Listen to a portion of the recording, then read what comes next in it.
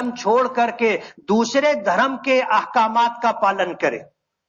ये इस मुल्क के दस्तूर, आईन और संविधान के खिलाफ है। क्या आज हिंदुस्तान के लोग या मौजूदा हुकूमत या उनके परवरदा लोग हमको मजबूर करेंगे कि हम कैसे मकान में रहेंगे? वो हमको बताएंगे कि हम कैसा कपड़ा पहने, वो हमको बताएंगे कि हम क्या खाएं और क्या पिएं। जाहिर बात है ये मुल्क की दस्तूर और आईन के खिलाफ है। ये मेरा हक है, मेरा दस्तूरी हक है, संवैधानिक हक है, ये मेरा कानूनी आईनी हक है कि मैं टोपी पहनूं या ना पहनूं, मैं दाढ़ी रखूं या ना रखूं, मैं शर्ट पैंट पहनूं, कुर्ता पैजामा पहनूं, मैं आबा और कबा पहनूं, मैं साड़ी पहनूं, ये मेरा हक है। कोई मुझे इसमें मजबूर नहीं कर सकता कि तुम ऐसे नहीं रह सकते, वैसे नहीं कर सकते। ये जबरदस्ती की बात है कि हिंदुस्तान में अपने लड़ाओ और हुकूमत करो। मैं ये पैगाम देना चाहता हूं हुकूमत को कि अगर आप चाहते हो कि आप इक्तदार पर रहो, आप अगर चाहते हो कि ये देश तरक्की करे, तो आपको इस तरह की हरकत से रुकना होगा। जब तक कोई मुल्क अपने यहां रहने वाली तमाम अकलियतों और माइनॉरिटीज को उनका हक नहीं देती है, माशी तौर पर उनको इस्तेहकाम नहीं देती है, दस्तूरी तौर पर उनको आजादी नहीं देती है, वो मुल्क कभी भी तरक्की नहीं कर सकता।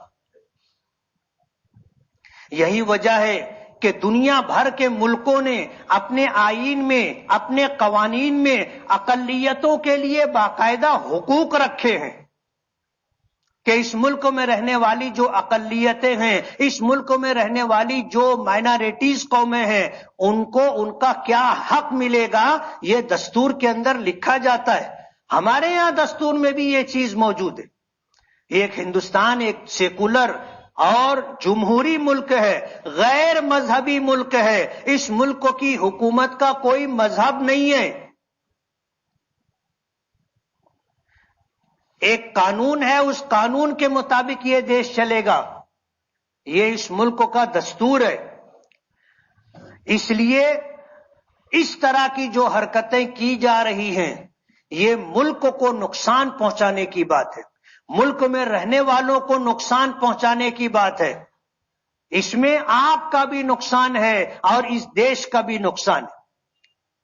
कर्नाटक के कुछ कॉलेजेस ने अपने यहां आने वाली पढ़ने वाली बच्चियों को यह हुक्म दिया कि वो हिजाब के साथ नहीं आ सकती। जाहिर बात है उनका यह फैसला मुल्क के आईन और दस्तूर के खिलाफ है। उन्हें इस बात का हक नहीं है, इस बात का हक नहीं है।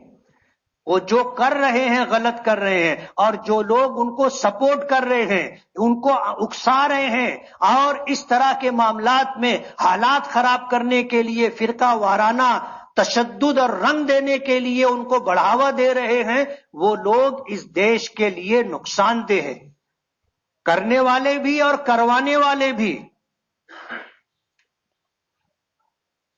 इसलिए पर्दा अगर तुम समझते हो कि सिर्फ औरतों के लिए है, तो आज से आप कपड़ा पहनना खत्म कर दो। क्यों आप कपड़ा पहनते हो? पर्दा और हिजाब ये बुर्के का नाम नहीं है।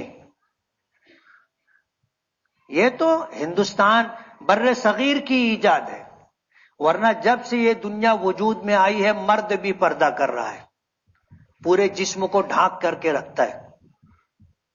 ये पर्दा है, यही हिजाब है।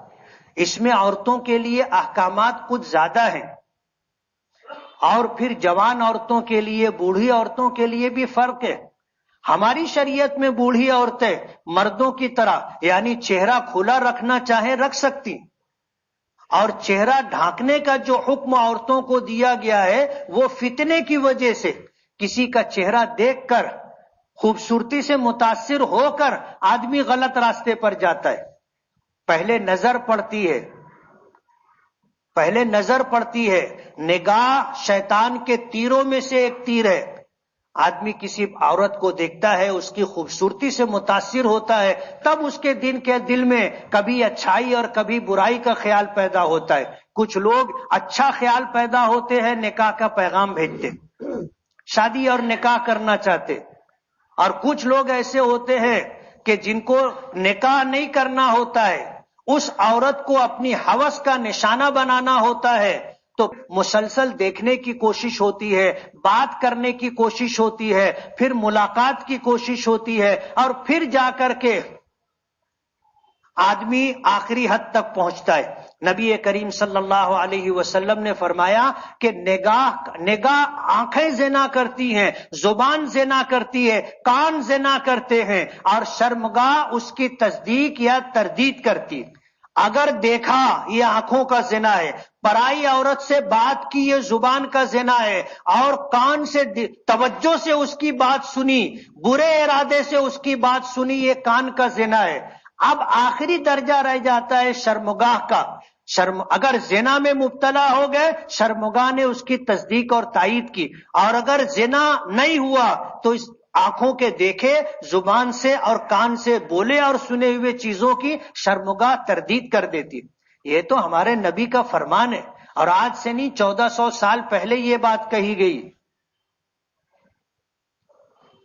اس لیے جو لوگ اس طرح کی حرکت کر رہے ہیں انہیں پتہ نہیں ہے، وہ نادان ہے۔ دیش کے قانون کے خلاف، ان کے اپنے دھرم اور مذہب کے خلاف وہ لوگ کر رہے ہیں۔ اور کہتے ہیں نا آدمی دشمنی میں اندھا ہو جاتا ہے، دشمنی میں اندھا ہو جاتا ہے۔ مسلم دشمنی میں آج یہ سب کچھ کیا جا رہا ہے۔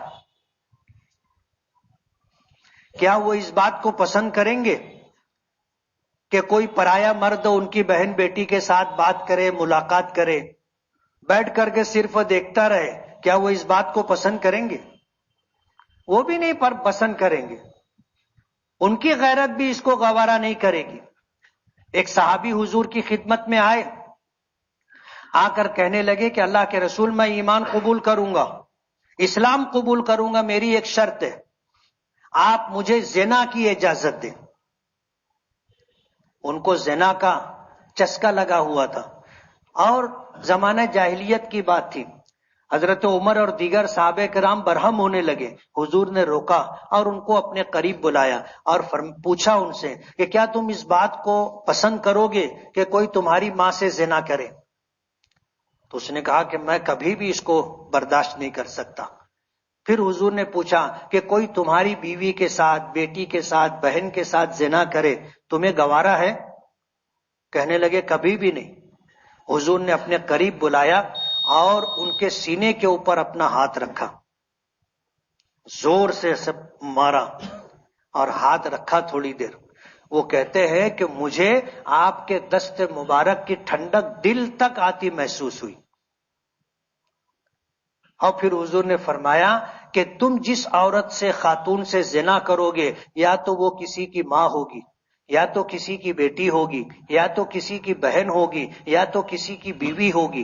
جب تم اپنی ماں، بہن، بیٹی، بیوی کے ساتھ یہ حرکت کسی کی برداشت نہیں کر سکتے تو کوئی دوسرا بھی برداشت نہیں کر سکتا۔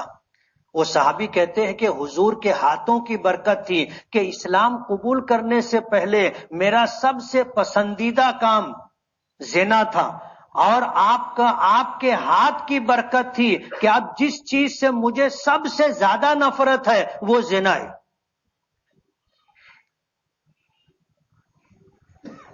اس لیے یہ تو اس تہذیب، اس دنیا میں ایک چلتی ہوئی بات ہے، ہر مذہب کے ماننے والوں کی سنسکرتی ہے، کلچر ہے، تہذیب ہے۔ عورتیں ہمیشہ حجاب کرتی ہیں، شرم و حیا کے ساتھ رہتی، ان کی فطرت میں قدرت نے یہ بات رکھی ہے۔ اس لیے صرف مسلمان بچیوں کو، عورتوں کو ٹارگٹ کرنا پسندیدہ کام نہیں ہے۔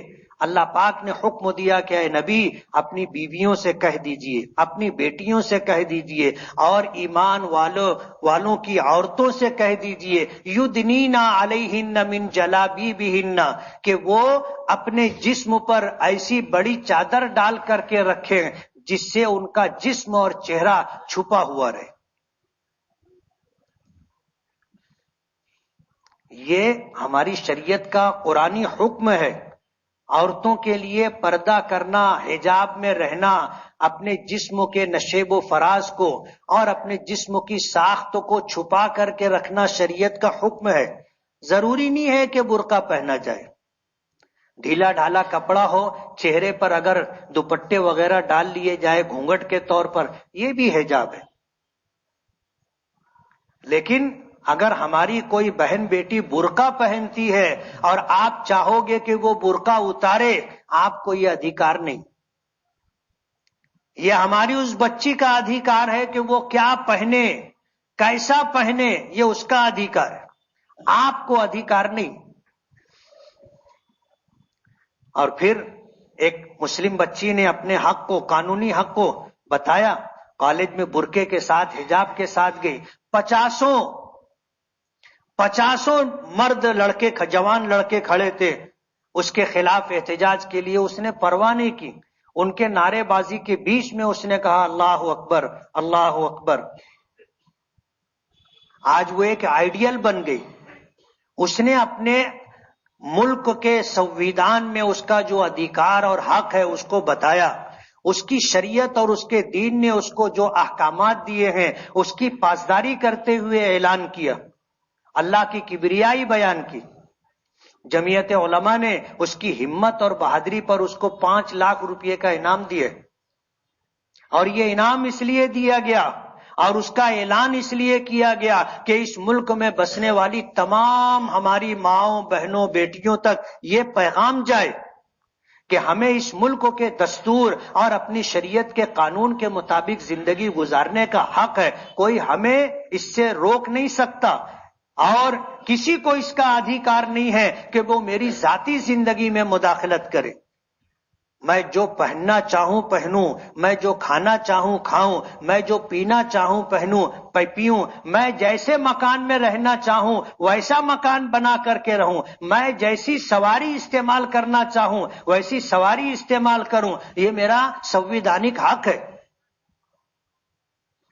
اس کی ہمت اور جرأت کو ہم مالیگاؤں کے لوگ سلام کرتے ہیں، اور ہر ماں بہن بیٹی کو اسی طرح ہمت جرأت کے ساتھ رہنا چاہیے۔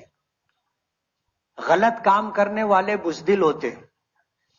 آپ دیکھ لو، 50 مرد تھے، اب میں وہ لفظ نہیں بولنا چاہتا ورنہ وہ گرفت میں آ جائے گا۔ 50 مرد تھے، ایک لڑکی کا مقابلہ نہیں کر سکے، ایک بچی کا مقابلہ نہیں کر سکے، منہ کی کھانی پڑی۔ اس لیے آج آپ سے ایک عہد لینا چاہتا ہوں، کریں گے؟ اگر آپ کریں گے تو میں عہد لیتا ہوں تو نہیں لیتا۔ یہ ہمارا مذہبی فریضہ ہے، ہم مردوں کی ذمہ داری ہے کہ ہم اپنی بچیوں کو، اپنی بہنوں کو، بیوی کو اور اپنی ماؤں کو پردے کا پابند کریں گے نا؟ اور پردے کا مطلب آپ سمجھ گئے ہوں گے، پردے کا مطلب برقع پہننا نہیں ہے، پردے کا مطلب یہ ہے کہ جسم کی اٹھان کو، نشیب و فراز کو، جسم کی ساخت کو، چہرے کو پرائے مردوں کی نظر نہ پڑے۔ اپنے آپ کو پرائے مردوں کی نظروں سے بچا کر کے رکھے، گھر سے باہر نکلیں ایسے لباس میں نکلے کہ ان کے جسم کی ساخت حیت ظاہر نہ ہو، ان کے چہرے پر نظر نہ پڑے۔